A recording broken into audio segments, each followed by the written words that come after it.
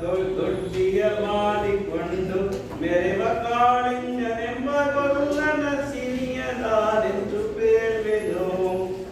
ಗೊಲ್ಲ ದೊಡ್ಡಿಯೊಳಿರುವ ಹಸುಗಳು ಎಲ್ಲ ಬೆಟ್ಟದ ಮೇಲೆ ಮೇಯುತ್ತ ಹುಲ್ಲು ನೊಲ್ಲೆಯ ನೀರ ಕುಡಿಯುತ್ತ ಅಲ್ಲಿ ಮೆರುವರಣ್ಯದಿ ಕರುಗಳನ್ನು ನೆನೆದು ಹಸುಗಳು ಕೊರಳ ಗಂಟೆ ಢಣಿರು ಢಣಿರೆಡೆ ಬರಿದು ಗಂಗಿಸಿ ಚಿಮ್ಮಿ ನೆಗೆಯುತ್ತ ಮರಳಿ ಬಂದು ದೊಡ್ಡಿಗೆ ತಮ್ಮ ತಾಯನ್ನು ಕಂಡು ಕರುಗಳು ಅಮ್ಮ ಎಂದು ಕೂಗಿ ನಲಿಯುತ್ತ ಸುಮಾರುಗಳು ಮೊಲೆಯನುಂಡು ನಿರ್ಮಲಗಳು ಎದ್ದುವು. ಉದಯ ಕಾಲದೊಡೆದ್ದು ಗೊಲ್ಲನು ನದಿಯ ಸ್ನಾನವ ಮಾಡಿಕೊಂಡು ಮುದಲಿ ತಿಲಕವ ಹಣೆಯೊಳಿಟ್ಟು ಚದುರ ಚಿಕೆಯನ್ನು ಹಾಕಿದ. ಎಳೆಯ ಮಾವಿನ ಮರದ ಕೆಳಗೆ ಒಳಗುಂದುತ್ತ ಗೊಲ್ಲ ಗೌಡನು ಬಳಸಿನಿಂದ ತುರುಗಳನ್ನು ಬಳಿಗೆ ಕರೆದನು ಹರ್ಷದಿ. ಗಂಗೆ ಬಾರೆ ಗೌರಿ ಬಾರೆ ತುಂಗಭದ್ರೆ ನೀನು ಬಾರೆ ಕಾಮಧೇನು ನೀನು ಬಾರೆಂದು ಪ್ರೇಮದಲ್ಲಿ ಗೊಲ್ಲ ಕರೆದನು. ಗೊಲ್ಲ ಕರೆದ ಧ್ವನಿಯ ಕೇಳಿ ಎಲ್ಲ ಹಸುಗಳು ಬಂದು ನಿಂತು ಚೆಲ್ಲಿಸೂಸಿ ಹಾಲು ಕರೆದರು. ಅಲ್ಲಿ ತುಂಬಿತು ಬಿಂದಿಗೆ. ಚೆನ್ನಾಗಿದೆಯಲ್ಲ? ಹಬ್ಬಿದ ಮಲೆ ಮಧ್ಯದೊಳಗೆ ಅದ್ಭುತನೆಂಬ ವ್ಯಾಘ್ರನು ಅಬ್ಬರಿಸಿ ಹಸಿರು ಬೆಟ್ಟದ ಕಿವಿಯಳು ಸಾಗಿದ್ದನು. ಸಿಡಿದು ರೋಷದಿ ಮೊರೆಯುತ್ತಾ ಹುಲಿ ಗುಡುಗುಡಿಸಿ ಓರಿಡುತ್ತ ಚಂಗಡಿ ತುಡುಕಲೆರಗಿ ರಭಸ ಕಂಡಿ ಚದುರಿ ಹೋದವು ಹಸುಗಳು. ಪುಣ್ಯಕೋಟಿ ಎಂಬ ಗೋಪು ತನ್ನ ಕಂದರ ನೆನೆದುಕೊಂಡು ಮುನ್ನ ಹಾಲನ್ನು ಕೊಡುವೆನೆನುತ್ತಾ ಚೆನ್ನಾಗಿ ಬರುತ್ತಿದೆ. ಹಿಂದೆನಗೆ ಆಹಾರ ಸಿಕ್ಕಿತು ಎಂದು ಬೇಗನೆ ದುಷ್ಟ ವ್ಯಾಘ್ರನು ಒಂದು ಬಳಸಿ ಅಡ್ಡಗಟ್ಟಿ ನಿಂದನ ಹುಲಿರಾಯನು. ಮೇಲೆ ಬಿದ್ದು ನಿನ್ನ ನೀಗಲೇ ಬೀಳ ಹೊಯ್ವೆನು ನಿನ್ನ ಹೊಟ್ಟೆಯ ಚೀಳಿ ಬಿಡುವೆನು ಎನ್ನುತ್ತ ಕೋಪದಿ ವ್ಯಾಘ್ರನು ಕೂಗಲು. ಒಂದು ಭಿನ್ನ ಹುಲಿಯ ಕೇಳು ಚಂದವಿರುವನು ದೊಡ್ಡಿಯೊಳಗೆ ಒಂದು ನಿಮಿಷದಿ ಹಾಲು ಮೊಲೆಯ ಕೊಟ್ಟು ಒಂದು ಸೇರುವನಿಲ್ಲಿಗೆ. ಹಸಿದ ವೇಳೆಗೆ ಸಿಕ್ಕಿ ದೊಡವೆಯ ವಸವ ಮಾಡದೆ ಇಡಲು ನೀನು ನುಸುಳಿ ಹೋಗುವೆ ಮತ್ತೆ ಬರುವೆಯ ಹುಸಿಯ ನಾಡುವೆ ಎಂದಿತು. ಸತ್ಯವೇ ನಮ್ಮ ತಾಯಿ ತಂದೆ, ಸತ್ಯವೇ ನಮ್ಮ ಧರ್ಮ ಬಳಗ, ಸತ್ಯವಾಕ್ಯಕ್ಕೆ ತಪ್ಪಿ ನಡೆದರೆ ವೆಚ್ಚದ ಪರಮಾತ್ಮನು. ಒಂದು ತಿನ್ನುವನೆಂಬ ಗುರಿಗೆ ಚಂದ್ರನಿಂದ ಆಸೆ ಇತ್ತು ಕಂದ ನಿನ್ನನ್ನು ನೋಡಿ ಹೋಗುವೆ ಎಂದು ಬಂದೆ ದೊಡ್ಡಿಗೆ. ಅಮ್ಮ ನೀನು ಸಾಯಲೇಕೆ ನಮ್ಮ ತಪ್ಪಲಿ ಮಾಡಲೇಕೆ ಸುಮ್ಮನಿಲ್ಲಿಯೇ ನಿಲ್ಲೆನುತ್ತ ಅಮ್ಮನಿಗೆ ಕರು ಹೇಳಿತ್ತು. ಕೊಟ್ಟ ಭಾಷೆ ತಪ್ಪಲಾರೆನು ಕೆಟ್ಟ ಯೋಚನೆ ಮಾಡಲಾರೆನು ನಿಷ್ಠೆಯಿಂದಲೇ ಕೋಪೆನಲ್ಲಿಗೆ ಕಟ್ಟೆ ಕಡಗಿದು ಖಂಡಿತ. ಆರ ಮೊಲೆಯನ್ನು ಕುಡಿಯಲಮ್ಮ ಆರ ಸೇರಿ ಬದುಕಲಮ್ಮ ಆರ ಬಯಲಿ ಮಲಗಲಮ್ಮ ಆರು ನನಗೆ ಲಿಖಿತವರು. ಅಮ್ಮಗಳಿರ ಅಕ್ಕಗಳಿರ ನಮ್ಮ ತಾಯಿಯೊಡ ಹುಟ್ಟುಗಳಿರ ನಿಮ್ಮ ಕಂದನೆಂದು ಕಾಣಿರಿ ತಪ್ಪಲಿಯ ನೀ ಕರುವನು. ಮುಂದೆ ಬಂದರೆ ಹಾಯಬೇಡಿ ಹಿಂದೆ ಬಂದರೆ ಒದೆಯಬೇಡಿ ಕಂದ ನಿಮ್ಮವನೆಂದು ಕಾಣಿರಿ ತಪ್ಪಲಿಯ ನೀ ಕರುವನು. ಕಟ್ಟಗಳೆಯಲಿ ಬೇಡ ಕಟ್ಟಗಳೆಯಲಿ ಮೇಯಬೇಡ ಬೆಟ್ಟದೊತ್ತಿಗೆ ಹೋಗಬೇಡ.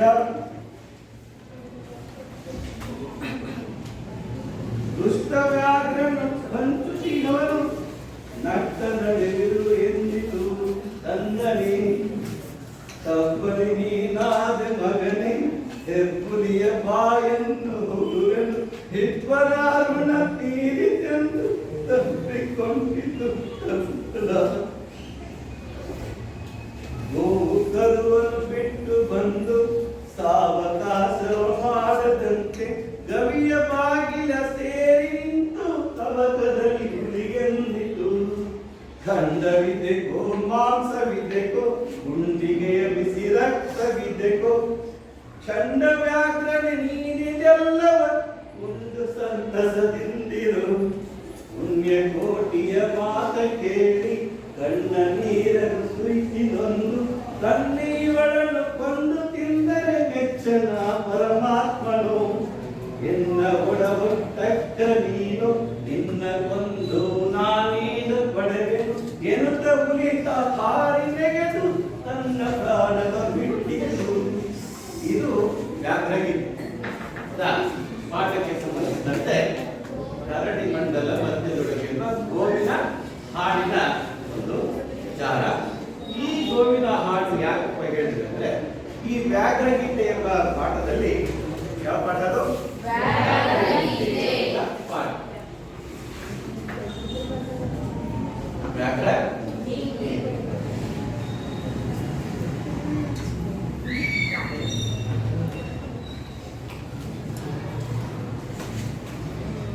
ವ್ಯಾಘ್ರ ಪಾಠದಲ್ಲಿ ನಾವು ವಿಚಾರವನ್ನು ತಿಳ್ಕೊಂಡು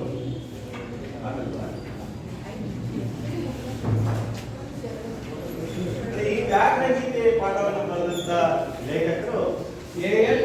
ಮೂರ್ತಿರಾವ್.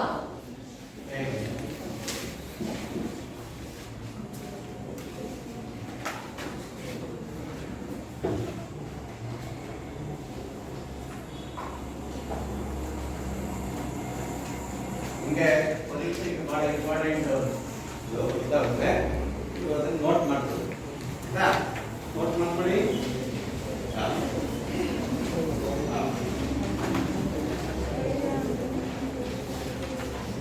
ಈ ವ್ಯಾಘ್ರಗೀತೆ ಪಾಠದ ಲೇಖಕರ ಹೆಸರೇನು? ಈ ಎ.ಎನ್. ಮೂರ್ತಿರಾವ್ ಅವರು 1905 ಇಸ್ವಿಯಲ್ಲಿ ಜನಿಸ್ತಾರೆ.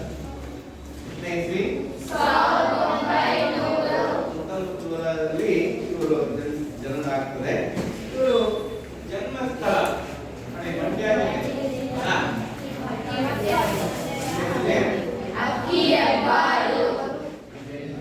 ಹೆಬ್ಬಾಳಿನಲ್ಲಿ ಜನಿಸ್ತಾರೆ.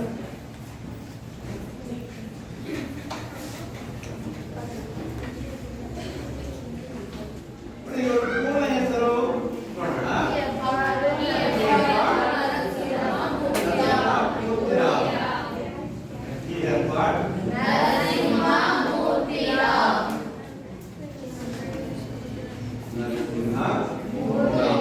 ಮಾತಾಡ್ತಾರೆ ಮೂರ್ತಿರಾವ್.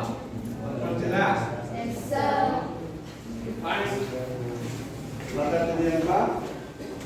ನೋಡಿ, ಇವರು ಮೈಸೂರು ವಿಶ್ವವಿದ್ಯಾಲಯದಲ್ಲಿ ಇಂಗ್ಲಿಷ್ ಪ್ರಾಧ್ಯಾಪಕರಾಗಿ ಸೇವೆಯನ್ನು ಮಾಡಿದ್ದಾರೆ. ಹಾಗೆ ಆಕಾಶವಾಣಿಯ ಸಹಾಯಕ ನಿರ್ದೇಶಕರಾಗಿ ಮತ್ತೆ ಆಧುನಿಕ ಕನ್ನಡದ ಪ್ರಮುಖ ಗದ್ಯ ಬರಹಗಾರರಾದಂತಹ ಇವರು ಪ್ರಬಂಧಕಾರರಾಗಿ ಮಾನ್ಯತೆಯನ್ನ ಪಡೆದಿದ್ದಾರೆ.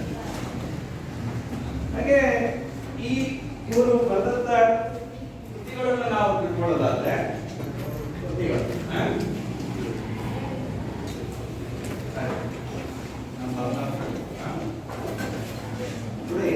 ಹಗಲು ಕನಸುಗಳು. ಒಂದೇನು?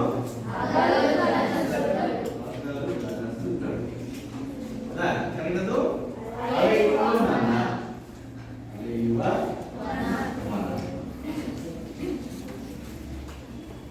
ಅಪರ ವಯಸ್ಕನ ಅಮೆರಿಕ ಯಾರು? ಅಪರ ವಯಸ್ಕನ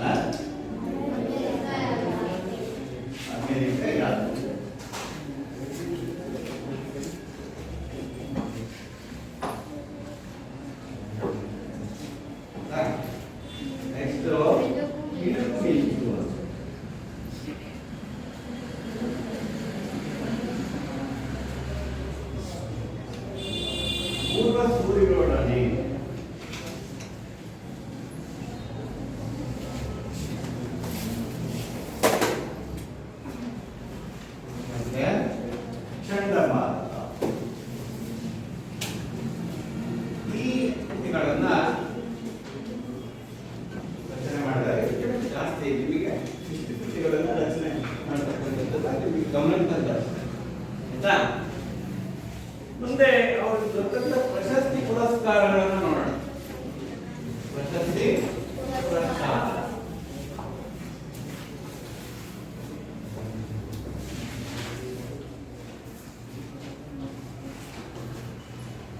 ನೋಡಿ, ಅವರ ಚಿತ್ರಗಳು ಪತ್ರಗಳು ಎಂಬ ಕೃತಿ.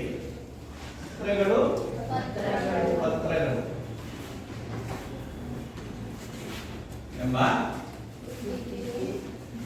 ಕೃತಿಗೆ ಕೇಂದ್ರ ಸಾಹಿತ್ಯ ಅಕಾಡೆಮಿ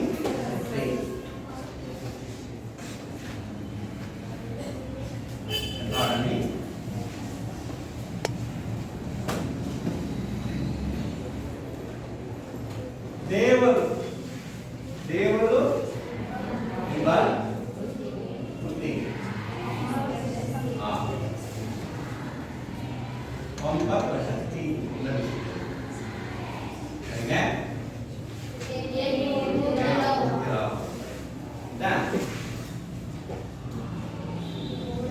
ಮತ್ತೆ ಇವರಿಗೆ ಮೈಸೂರು ವಿಶ್ವವಿದ್ಯಾಲಯದಿಂದ ಮೈಸೂರು ವಿಶ್ವವಿದ್ಯಾನಿಲಯದಿಂದ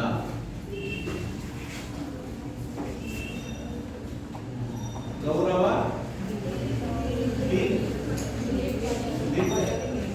ಪದವಿ ಪಡೆದಿದ್ದಾರೆ.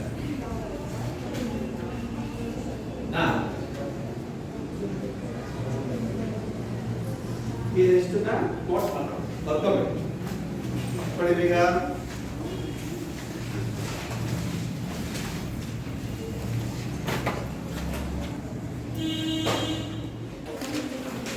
ಕಂಡ್ರ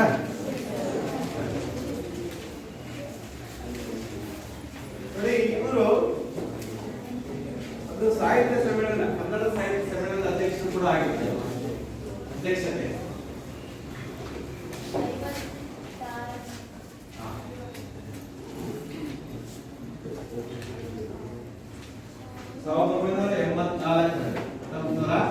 1984ರಲ್ಲಿ ಸಮಾವೇಶಗೊಂಡಂತಹ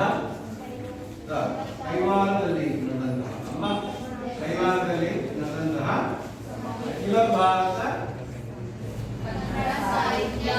ಕನ್ನಡ ಸಾಹಿತ್ಯ ಸಮ್ಮೇಳನದ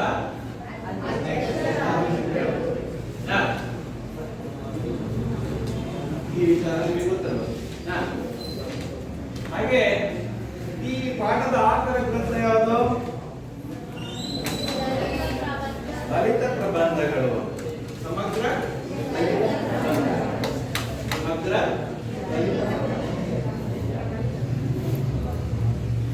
ನೆನಪಿಟ್ಟವೆ.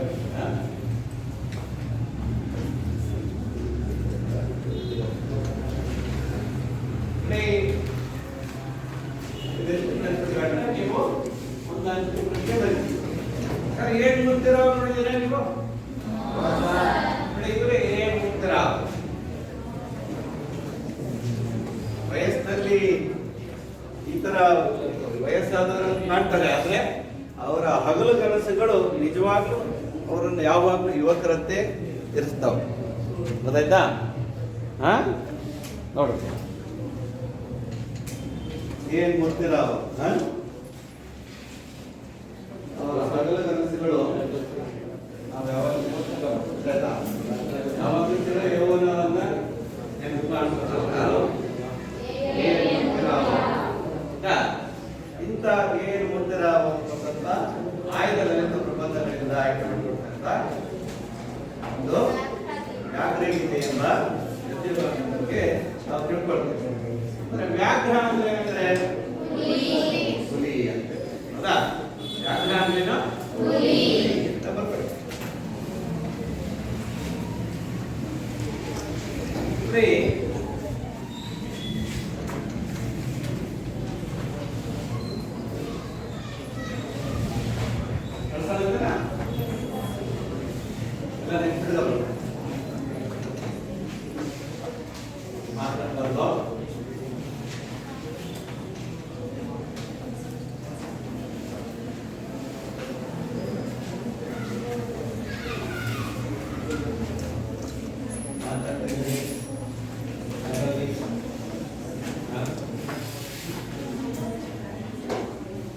ಅರ್ಥ ಆಗ್ತಿದ್ಯಾ?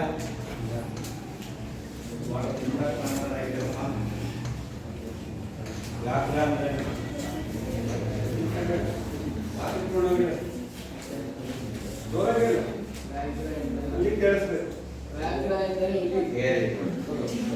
ವ್ಯಾಘ್ರ ಅಂದ್ರೇನು? ಆ ಹುಲಿಯ ಗೀತೆ. ಇದೀಗ ನೀವು ಬೇಕು ಮಾಂಸವಿಬೇಕು ಅಂತ ಏನು ಗೋವಿನ ಹಾಡು ಹೇಳಿದ್ರಲ್ಲ, ಅದಕ್ಕೆ ತಕ್ಕ ಹಾಗೆ ಇಲ್ಲಿ ಅದ್ಭುತರಾಯ ಅಂತಕ್ಕಂಥ ಹುಲಿ ಯಾವ ರೀತಿಯಾಗಿ ಗೋವನ್ನ ಹಿಂಸೆ ಮಾಡೋದಕ್ಕೆ ಹೋಗಿ ಅದರ ಮನಸ್ಸು ಹೇಗೆ ಪರಿವರ್ತನೆ ಆಯಿತು ಅಂತ ಹೇಗಿದೆಯಲ್ಲ, ಅದೇ ತರ ಇಲ್ಲಿ ವ್ಯಾಘ್ರ ಗೀತೆ ಗದ್ಯ ಭಾಗದಲ್ಲಿ ಬರ್ತಕ್ಕಂಥ ಹುಲಿಯ ಮನಸ್ಸು ಕೂಡ ಆ ಶಾನುಭೋಗರನ್ನ ತಿನ್ನಬೇಕು ಅಂತ ಮನಸ್ಸಾದ್ರೂ ಕೂಡ ಧರ್ಮವನ್ನ ಬಿಡಬಾರದು ಅಂತಕ್ಕಂಥ ಹಿನ್ನೆಲೆಯಲ್ಲಿ ಅದು ಕೂಡ ರಚನೆ ಮಾಡುತ್ತೆ. ಅದೇ ತರ ಇಲ್ಲಿ ಪಾಠದಲ್ಲಿ ಹೋಗೋಣ ನಾವು. ಎಲೆಟಕ್ಕೆ ರೂಪಿನಿಂದಲೇ ಹುಲಿಯ ಜಾತಿಗೆ ಸೇರ್ತೇನೆಂದು ಗರ್ವಿಸಬೇಡ. ಇಲ್ಲಿ ಕವಿ ವಾಣಿಯನ್ನ ಇಲ್ಲಿ ಏನು ಮುತ್ತಿರಾಯರು ಪ್ರಸ್ತಾಪ ಮಾಡಿದ್ದಾರೆ. ಈ ವಿಚಾರವನ್ನ ಕವಿಯ ವಿಷಯದಲ್ಲಿ ಅಂತ ಹೇಳಿದ್ದಾರೆ ನೋಡಿ. ಈ ಕವಿಯ ವಿಷಯದಲ್ಲಿ ಅಂದ್ರೆ ಯಾರು ಬೇರೆ ಕವಿ ಹೇಳಿದ್ದಾರೆ ಅಂತ ಅರ್ಥ ಮಾಡ್ಕೊಳ್ಳೋದು. ಆಯ್ತಾ? ನೋಡಿ, ಈ ಬೇರೆ ಕವಿ ಯಾರು? ಜಯರಾಯಾಚಾರ್ಯ. ಎಲೆಬೇಕೆ ರೂಪಿನಿಂದಲೇ ಹುಲಿಯ ಜಾತಿಗೆ ರೂಪಿನಿಂದಲೇ ಹುಲಿಯ ಜಾತಿಗೆ ಸೇರ್ತೇನೆಂದು ಗರ್ವಿಸಬೇಡ.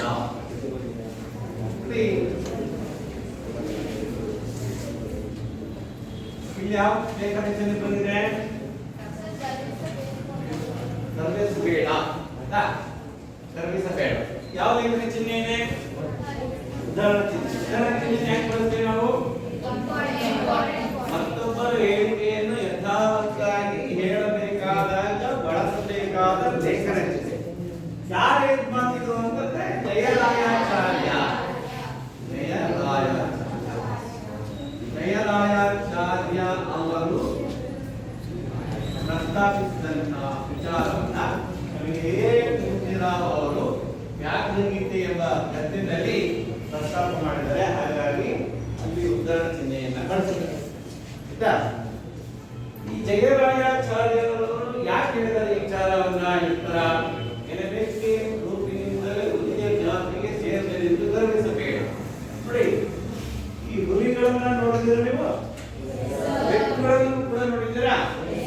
ಬೆಕ್ಕುಗಳನ್ನ ಸಣ್ಣದ ನೋಡಿದಾಗ ಒಂದೇ ಕಷ್ಟ. ಹುಲಿ ಕಣ್ಣು, ಹುಲಿಯ ಕಣ್ಣು, ಮಜ್ಜಿ ಕಣ್ಣು ಇರ್ತದೆ, ಮೀಸೆ ಇರ್ತದೆ, ನೋಡೋದು ಕಲಿಯುತ್ತದೆ. ಗಾತ್ರದಲ್ಲಿ ಆ ತರ ಹುಲಿಯ ತರ ಇದೀನಿ ಅಂತಕ್ಕಂಥ ಒಂದು ಗರ್ವ ನಿನಗೆ ಬೇಡ ಅಂತ ಇಲ್ಲಿ ಜಯರಾಯಾಚಾರ್ಯ ಆಯ್ತಾ? ಅದಕ್ಕೋಸ್ಕರ ಆತ ಹುಲಿಯನ್ನು ಕೇವಲ ಹಿಂಸ್ರ ಪಶುವೆಂದು ತಿರಸ್ಕರಿಸಲಿಲ್ಲ. ಯಾರು? ಆತನೇ ಜಯರಾಯಾಚಾರ್ಯ. ಆತ ಬಳಸಿದಲ್ಲ, ಇದು ವ್ಯಾಕರಣದಲ್ಲಿ ಅಷ್ಟೇ. ನೋಡಿ, ನಾಮಪದದ ಸರ್ವಣ ಸರ್ವಣ.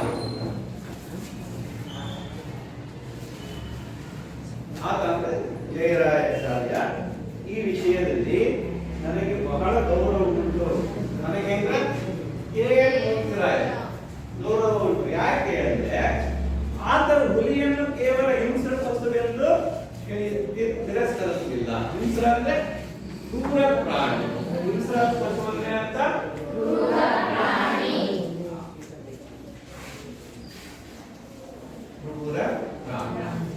ಕ್ರೂರ ಪ್ರಾಣಿ ಅಂತ ಹೇಳಿ ತಿರಸ್ಕರಿಸಲಿಲ್ಲ. ಅದು ಕೂಡ ತನ್ನ ಹೊಟ್ಟೆ ಪ್ರಾಣಿಗಾಗಿ ಆತರ ಪ್ರಾಣಿಗಳನ್ನ ಒಂದು ತಿನ್ನದು. ಅದರಲ್ಲಿ ಏನು ತಪ್ಪಿಲ್ಲ ಅಂತ. ಅದರ ಜಾತಿಗೆ ಸೇರುವುದು ಹೆಮ್ಮೆಯ ವಿಷಯ ಎಂದು ಮನಗಂಡಿದ್ದಾರೆ. ಹುಲಿ ಪ್ರಾಣಿಗಳನ್ನ ಕೊಂದು ತಿನ್ನುವುದೇನೋ ಉಂಟು. ಮೊದಲು ಪ್ರಾಣಿಗಳನ್ನು ಕೊಂದು ತಿನ್ನುತ್ತೆ. ಆದ್ರೆ ನಿಷ್ಪಕ್ಷಪಾತವಾದ ದೃಷ್ಟಿಯಿಂದ ನೋಡಿದರೆ ನಿಷ್ಪಕ್ಷಪಾತ ಅಂದ್ರೆ ಪಕ್ಷಪಾತವಿಲ್ಲದೆ ಅಂತ. ನಿಷ್ಪಕ್ಷಪಾತ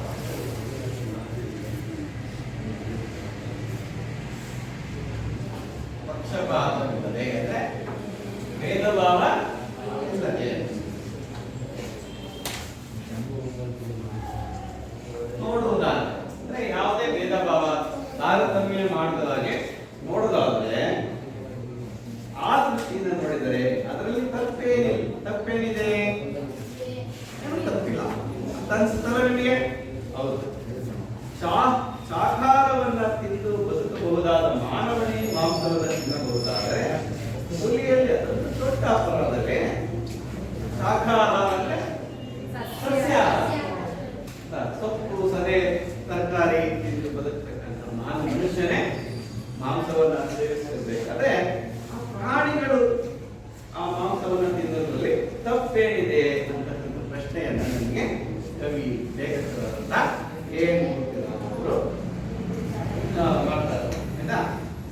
ಅದು ಆಹಾರಕ್ಕಾಗಿ ಕೊಲ್ಲುವುದರಲ್ಲೇನು ತಪ್ಪಿಲ್ಲ, ಹೌದಿಲ್ಲ?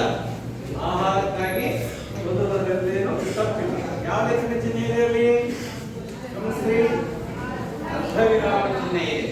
ಅಂದ್ರೆ ಆ ವಾಕ್ಯ ಏನು ಪೂರ್ಣಗೊಂಡಿಲ್ಲ, ಮುಂದುವರಿಯುತ್ತೆ ಅಂತಕ್ಕಂಥ ಚಿಹ್ನೆ ನಮಗೆ. ಹಾಗೆ ಕೊಲ್ಲುವಾಗ ಯಾವುದಾದರೊಂದು ಧರ್ಮವನ್ನು ಅನುಸರಿಸಿ ಕೊಲ್ಲುತ್ತದೆ. ಯಾವುದಾದ್ರು ಧರ್ಮವನ್ನು ಅನುಸರಿಸುತ್ತಾ? ಬರೇ ಧರ್ಮದ ಮೂಲವೇ ಅಂತ ಹೇಳಿದ್ರು. ಧರ್ಮದ ಹಕ್ಕಿಲ್ಲ ಅದಕ್ಕೆ ಹುಲಿಗೆ. ಹಾಗೆ ಕೊಲ್ಲುವಾಗ ಯಾವುದಾದರೂ ಧರ್ಮವನ್ನು ಅನುಸರಿಸಿ ಬರುತ್ತದೆ ಅಥವಾ ಧರ್ಮಾಧರ್ಮಗಳ ಲೆಕ್ಕವನ್ನೇ ಇರದೆ ಸ್ವಚ್ಛಂದದಿಂದ ವರ್ತಿಸುತ್ತದೆ ಎಂಬುದೇ ಮುಖ್ಯ ಪ್ರಶ್ನೆ. ಹೌದಾ? ಅಂದ್ರೆ ಅದಕ್ಕೆ ಯಾವ ಧರ್ಮದ ಹಂಗಿಲ್ಲ, ಧರ್ಮಗಳ ಓದು ಅದಕ್ಕೆ ಇಲ್ಲ. ಹುಲಿಗೆ ಧರ್ಮವೇನು ಬಂತು ಎನ್ನಬಹುದು, ಹೌದಾ? ಹುಲಿಗೆ ಧರ್ಮ ಬರುತ್ತೆ. ನಾವು ಮನುಷ್ಯರು ಆಲೋಚನಾ ಶಕ್ತಿ ಇದೆ ನಮಗೆ, ಅದಕ್ಕಾಗಿ ನಮಗೆ ಒಳ್ಳೇದ್ಯಾವುದು ಕೆಟ್ಟದ್ಯಾವುದು ಗೊತ್ತಾಗುತ್ತೆ. ಪ್ರಾಣಿಗಳಿಗೆ ಗೊತ್ತಾಗುತ್ತೆ ಅಂತ ಪ್ರಶ್ನೆ ಮಾಡೋದಲ್ಲ ನೀವು. ಆತರ ಹುಲಿಗೆ ಧರ್ಮವೇನು ಬಂತು ಎನ್ನಬಹುದು. ಇತರ ದೇಶಗಳಲ್ಲಿರುವ ಹುಲಿಗಳ ವಿಷಯ ಹೇಗೋ ನನಗೆ ತಿಳಿಯದು. ಆದರೆ ಯಾವ ನಾಡಿನಲ್ಲಿ ಶ್ರೀರಾಮನಂತಹ ದೊರೆಗಳು ಆಳಿದರೋ ನೋಡಿ, ಶ್ರೀರಾಮ ಅಂದ್ರೆ ರಾಮಾಯಣದಲ್ಲಿ ಬರ್ತಲ್ಲ ಶ್ರೀರಾಮ, ಆ ರಾಮಾಯಣ ನಮಗೆ ತಿಳಿಸ್ಕೊಡುತ್ತೆ, ಸತ್ವ ಗುಣಗಳನ್ನ ತಿಳಿಸ್ಕೊಡುತ್ತೆ. ರಾಮಾಯಣದ ಸಾತ್ವಿಕ ಕೋಕಿಲ, ಭಾರತದ ಸಿಂಹಗರ್ಜನೆ ಅಂತ ಹೇಳ್ತಾರೆ ಯಾರು? ಅರವಿಂದ ಮಾಲಗತ್ತಿ ಅಂತಕ್ಕಂಥ ಬಂಡಾಯ ಸಾಹಿತಿ, ದಲಿತ ಬಂಡಾಯ ಸಾಹಿತಿ ಹೇಳ್ತಾರೆ ರಾಮಾಯಣದ ಸತ್ವ ಗುಣಗಳನ್ನು ತಿಳಿಸ್ಕೊಡುತ್ತೆ ಸಾತ್ವಿಕ ಕೋಕಿಲ, ಮಹಾಭಾರತದ ಸಿಂಹಗರ್ಜನೆಯನ್ನ ತಿಳಿಸ್ಕೊಡುತ್ತದೆ ಅಂತ ಹೇಳ್ತಾರೆ ಅರವಿಂದ ಮಾಲಗತ್ತಿ. ಹಾಗಾಗಿ ಆ ಸತ್ವಗುಣಗಳನ್ನ ನಾವು ನಮ್ಮ ಜೀವನದಲ್ಲಿ ಅಳವಡಿಸಿಕೊಂಡಾಗ ಮಾತ್ರ ನಾವು ಒಳ್ಳೆಯವರಾಗ ಸಾಧ್ಯ. ಮನುಷ್ಯನಲ್ಲಿ 3 ಗುಣಗಳಿರ್ತಾವೆ. ಎಷ್ಟು ಗುಣಗಳಿರ್ತವೆ? ಒಂದು ತಮೋ ಗುಣ, ದ್ವಿಗುಣಗಳು ಅಂತ ಹೇಳ್ತೇವೆ. ದ್ವಿಗುಣಗಳು ಅಂತ ಹೇಳ್ತೇವೆ. ದ್ವಿಗುಣ ಒಂದು ತಮೋ ಗುಣ, ಒಂದು ರಜೋಗುಣ, ಎರಡನೇದು ರಜೋಗುಣ, ಮೂರನೇದು ಸತ್ವಗುಣ. ಹೌದಾ? ಇದರಲ್ಲಿ ಯಾವ ಗುಣ ಬೇಕು ನಮಗೆ? ತಮೋ ಗುಣ ಅಂದ್ರೆ ತಮಸ್ಸು ಅಂದ್ರೆ ಕತ್ತಲು. ಹೌದಾ? ಯಾವಾಗಲೂ ಏನು ತಿಳ್ಕೊಳ್ಳೋದು ಬೇಡ, ಯಾವುದನ್ನು ಓದೋದು ಬೇಡ, ಬರೆಯೋದು ಬೇಡ, ಸುಮ್ಮನೆ ಇಟ್ಬಿಡ ಅದೇ ವಾಸಿ ಇರೋದು ತಮೋ ಗುಣ. ರಜೋಗುಣ ಅಂದ್ರೆ ಇವತ್ತು ಬರೀತೆ ನಾಳೆ ಬರದಾರ ಅಂತ ಪಕ್ಕದಲ್ಲಿಗೆ ಇರ್ತದೆ. ರಜೋಗುಣ ಕಸ ಧೂಳು, ಹೌದಾ? ನೆಗ್ಲೆಕ್ಟ್. ಇವತ್ತು ಇದು ಪ್ರಾಜೆಕ್ಟ್ ಕೊಟ್ಕೊಂಡಿದ್ದಾರಲ್ಲ ಆಕ್ಟಿವಿಟಿ, ಇವತ್ತೇ ಕೊಡಬೇಡ ತಮ್ಮ, ಇನ್ನೊಂದು ವಾರ ಬಿಟ್ಟು ಕೊಡೋಣ. ಅದು ನಿಮ್ಮ ಮನಸ್ಸಲ್ಲಿ ಏನಾಗುತ್ತೆ? ರಜೋಗುಣವನ್ನ ಬೆಳೆಸುತ್ತೆ. ಅದೇ ಸತ್ವಗುಣ, ಇಂದು ಮಾಡಿದ ಪಾಠವನ್ನೇ ಓದೋದು, ಇಂದು ಮಾಡಿದ ಪಾಠವನ್ನೇ ಇವತ್ತು ಓದೋದು, ನಾಳೆ ಮಾಡುವಂತ ಪಾಠಕ್ಕೆ ಪ್ರಿಪರೇಷನ್ ಆಗೋದು, ಇವತ್ತಿನ ನೋಟ್ಸ್ ಇವತ್ತೇ ಬರೆಯೋದು, ಇವತ್ತಿನ ಹೋಮ್ವರ್ಕ್ ಇವತ್ತೇ ಬರೆಯೋದು. ಇದು ವಿದ್ಯಾರ್ಥಿಗಳ ಸತ್ವಗುಣಗಳು. ಪ್ರಾಮಾಣಿಕತೆ, ಧರ್ಮದಿಂದ ತಿಳ್ಕೊಳ್ತಕ್ಕಂಥದ್ದು, ಸತ್ಯ, ಅದ ನಿಷ್ಠೆಯಿಂದ ಇರ್ತಕ್ಕಂಥದ್ದು, ಇವು ಸತ್ವಗುಣಗಳನ್ನ ನಮಗೆ ತಿಳಿಸ್ಕೊಡ್ತವೆ. ಅದಕ್ಕೋಸ್ಕರ ಶ್ರೀರಾಮನಂತ ದೊರೆಗಳು ಆಳಿದರು. ಭಗವದ್ಗೀತೆಯಂತಹ ಗ್ರಂಥ ಉದ್ಭವಿಸಿತು. ನೋಡಿ, ಭಗವದ್ಗೀತೆ, ಆ ಭಗವದ್ಗೀತೆಯು ವಿಷ್ಣುವಿನ ಅವತಾರವಾದ ಪಾಂಡವ ರಾಜಕುಮಾರ ಅರ್ಜುನ ಮತ್ತು ಅವನ ಸಾರಥಿ ಮಾರ್ಗದರ್ಶಕ ಯಾರು ಕೃಷ್ಣನ ನಡುವಿನ ಸಂಭಾಷಣೆಯ ನಿರೂಪಣಾ ಚೌಕಟ್ಟಿನಲ್ಲಿ ಹೊಂದಿಸಲಾಗಿದೆ. ಈ ಕೃಷ್ಣನು ಅರ್ಜುನನಿಗೆ ಏನ್ ಮಾಡಿದ? ಧರ್ಮದ ಪಾಲನೆಗಾಗಿ ತನ್ನ ಕ್ಷತ್ರಿಯ ಅಂದ್ರೆ ಯೋಧ ಕರ್ತವ್ಯವನ್ನ ಪೂರೈಸಲು ಸಲಹೆ ನೀಡ್ತಾನೆ. ಅಂದ್ರೆ ತನಗೆ ಎದುರಾಳಿಯಾಗಿರ್ತಕ್ಕಂಥವ್ರು ಯಾರು? ಅರ್ಜುನನಿಗೆ ತನ್ನ ಸಹೋದರರೇ. ಕೌರವರು ಏನಾಗ್ತಾರೆ? ತನ್ನ ದೊಡ್ಡಪ್ಪ ಮಕ್ಕಳು ಅಲ್ವಾ? ಅದಕ್ಕೋಸ್ಕರ ದೊಡ್ಡಪ್ಪನ ಮಕ್ಕಳನ್ನ ನಾನು ಯಾವ ತರ ಯೋಚನೆ ಮಾಡಕ್ ಸಾಧ್ಯ ಅಂತರ ಯೋಚನೆ ಮಾಡ್ತಾನೆ. ದೊಡ್ಡ ಅಜ್ಜನ ಮಕ್ಕಳು ನಾವೆಲ್ಲ ಅಣ್ಣ ತಮ್ಮಂದ್ರು ಅಲ್ವಾ? ಹಾಗಾಗಿ ಬಹಳಷ್ಟು ಆಲೋಚನೆ ಮಾಡ್ತಾನ ಯಾರೋ ಅರ್ಜುನ. ಅದಕ್ಕೋಸ್ಕರ ಆ ಕುರುಕ್ಷೇತ್ರ ಯುದ್ಧದಲ್ಲಿ ಅರ್ಜುನನ ಆ ಒಂದು ಚಿತ್ತವನ್ನ ನೋಡಿ ಹೇಳ್ತಾರೆ, ನೀನು ಧರ್ಮವನ್ನ ಸಂಸ್ಥಾಪನೆ ಮಾಡಲಿಕ್ಕೋಸ್ಕರ ನಾನು ಸಂಭವಾಮಿಗೆ ಅಂತ ಹೇಳ್ತಾರೆ. ಕೃಷ್ಣ ಧರ್ಮವನ್ನ ಸಂಸ್ಥಾಪನೆ ಮಾಡಲಿಕ್ಕೋಸ್ಕರ ಯುಗದಲ್ಲಿ ಹುಟ್ಟಿ ಬರ್ತೀನಿ ಅಂತ ಹೇಳ್ತಾರಲ್ಲ, ಅದಕ್ಕೋಸ್ಕರ ಇದು ಕುರುಕ್ಷೇತ್ರ ಯುದ್ಧ ಭೂಮಿ, ಯಾವುದೇ ರಕ್ತ ಸಂಬಂಧದ ಹಂಗಿಲ್ಲ, ನೀನು ಅವರ ಜೊತೆಗೆ ಪ್ರಬಲವಾಗಿ ಯುದ್ಧ ಮಾಡಬೇಕು ಅಂತಕ್ಕಂಥ ಗೀತೋಪದೇಶವನ್ನು ಮಾಡ್ತಾನೆ. ಯಾರೋ? ಶ್ರೀಕೃಷ್ಣ. ಯಾರಿಗೆ? ಅದೇ ಭಗವದ್ಗೀತೆ ಆಗಿದೆ. ಅಂತ ಭಗವದ್ಗೀತೆ ಅಂತ ಗ್ರಂಥ ಉದ್ಭವಿಸಿತು. ಆ ಭರತ ಭೂಮಿಯಲ್ಲಿ ಹುಲಿಗಳಾದರೂ ಅಧರ್ಮಕ್ಕೆ ಎಳೆಗೊಡುವುದುಂಟೆ? ಅಂತ ಭರತ ಭೂಮಿಯಲ್ಲಿ ಹುಲಿಗಳು ಅಧರ್ಮಕ್ಕೆ ಎಳೆಗೊಟ್ಟವ? ನೋಡಿ, ಪುಣ್ಯಕೋಟಿ ಹಸುವಿನ ಒಂದು ತ್ಯಾಗವನ್ನ ನೆನಪು ಮಾಡ್ಕೋಬಹುದು ನಾವು. ಭರತರಾಯ ಹೋಗು ಬಂತು ಅಂತೇಳಿ ಹಿಂದಾಕ್ಬಿಡ್ಬೋದಾಯ್ತು. ಏನಂತ ಹೇಳ್ತದು? ಇಲ್ಲ, ನೀನು ನನ್ನ ಒಳ ಹುಟ್ಟಿದ ಅಕ್ಕನಂತೆ, ನಿನ್ನನ್ನು ತಿಂದು ನಾನು ಯಾವ ಪಾಪಕ್ಕೆ ಹೋಗ್ಲಿ ಅಂತ ಹೇಳಿ ಅದೇ ಹಾರಿ ಏನ್ ಮಾಡ್ತು? ಆ ಬೆಟ್ಟದಿಂದ ಹಾರಿ ರಾವಣವನ್ನ ಬಿಟ್ಟು. ಯಾವುದು? ಹುಲಿ. ಅಂತ ಹುಲಿಯ ಮೊಮ್ಮಗ ಏನು? ಯಾವ ಹುಲಿ? ನಮ್ಮ ಕಥೆಯಲ್ಲಿ ಬರ್ತದಲ್ಲ, ಶ್ಯಾಮ್ ಗೌರನ್ನ ತಿನ್ನಕ್ ಹೋಗಿರ್ತಾರಲ್ಲ, ಆ ಹುಲಿ ಯಾರು ಅಲ್ಲ, ಈ ಪುಣ್ಯಕೋಟಿಯ ಹಸುವನ್ನ ತಿನ್ನಕ್ ಹೋದಂತಹ ಅದ್ಭುತರಾಯನ ಮೊಮ್ಮಗ. ಹೌದಾ? ಅದು ಧರ್ಮದಿಂದಲೇ ನಡ್ಕೋಬೇಕಲ್ವಾ? ನೋಡೋಣ ಮುಂದೆ. ಆ ಭರತ ಭೂಮಿಯಲ್ಲಿ ಹುಲಿಗಳಾದ ಅಧರ್ಮಕ್ಕೆ ಎಡೆಗೊಡುವುದುಂಟೆ? ಅಧರ್ಮಕ್ಕೆ ದಾರಿ ಮಾಡಿಕೊಡ್ತಾವ? ಇಲ್ಲ. ಈಚೆಗೆ ನನ್ನ ಬಂಧು ಕೃಷ್ಣಮೂರ್ತಿ ತನ್ನ ವಂಶದವರೊಬ್ಬರ ಅನುಭವದ ಕಥೆಯನ್ನ ಹೇಳ್ದ. ನೋಡಿ, ಕವಿ ಏನು ಮೂರ್ತಿರಾವ್ ಅವರಿಗೆ ಈ ಶಾನುಭೋಗರ ಕಥೆಯನ್ನು ಹೇಳಿದವರು ಯಾರು? ಶಾನುಭೋಗರ ಈ ಕಥೆ ಬರ್ತಲ್ಲ, ಅದನ್ನ ಹೇಳಿದವರು ಕೃಷ್ಣಮೂರ್ತಿ ಅಂತ ಹೇಳಿ. ಮೂರ್ತಿರಾವ್ ಅವರಿಗೆ ಏನಾಗಬೇಕು? ಸ್ನೇಹಿತ ಅಲ್ಲ, ಒಂದು ಬಳಗದಿಂದ ಕೂಡಿರ್ತಕ್ಕಂಥ ಆ ವ್ಯಕ್ತಿ. ಆ ಕೃಷ್ಣಮೂರ್ತಿ ಒಂದು ಕಥೆಯನ್ನು ಹೇಳ್ತಾರೆ. ಯಾರಿಗೆ? ಮೂರ್ತಿರಾವ್ ಅವರಿಗೆ ತನ್ನ ವಂಶದವರ ಅನುಭವದ ಕಥೆಯನ್ನು ಹೇಳಿದ. ಅದನ್ನ ಕೇಳಿದ ಮೇಲೆ ನನಗೆ ಹುಲಿಯ ಧರ್ಮಶ್ರದ್ಧೆಯ ಅರಿವಾಯಿತು. ನನಗೆ ಅಂದ್ರೆ ಲೇಖಕರಾದಂತಹ ಮೂರ್ತಿರಾವ್ ಅವರಿಗೆ. ಇದಿಷ್ಟು ಇವತ್ತಿನ ಪಾಠ. ಇದ್ರ ಮೇಲೆ ಒಂದು ಪ್ರಶ್ನೆ ಬರ್ಕೊಡ್ರಿ. ಒಂದೆರಡು ಗೃಹಪಾಠ ಮಾಡ್ಕೊಂಡ್ಬರ್ಬೇಕು. ಆಯ್ತಾ? ಭಗವದ್ಗೀತೆಯನ್ನು ರಚಿಸಿದವರು ಯಾರು? ಬರ್ಕೊಳ್ಳಿ. ಭಗವದ್ಗೀತೆಯನ್ನು ರಚಿಸಿದವರು ಯಾರು?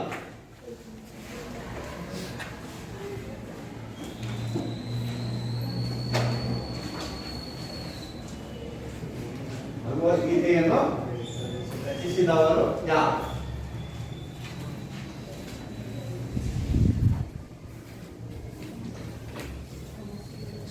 ಭಗವದ್ಗೀತೆಯನ್ನು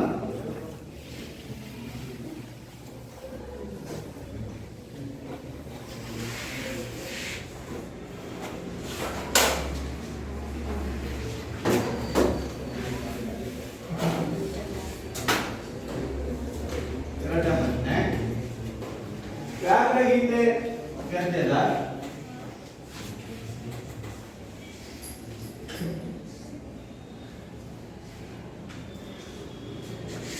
ಆತರ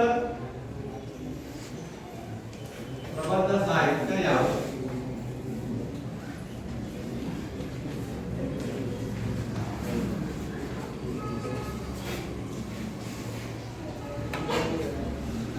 ಮೂರ ಪ್ರಶ್ನೆ,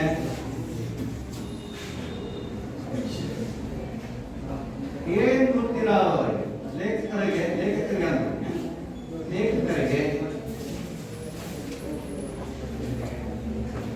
ಶಾನುಭೋಗರ ಕಥೆಯನ್ನು ಹೇಳಿದವರ ಶಾನುಭೋಗರ ಕಥೆಯನ್ನು ಹೇಳಿದವ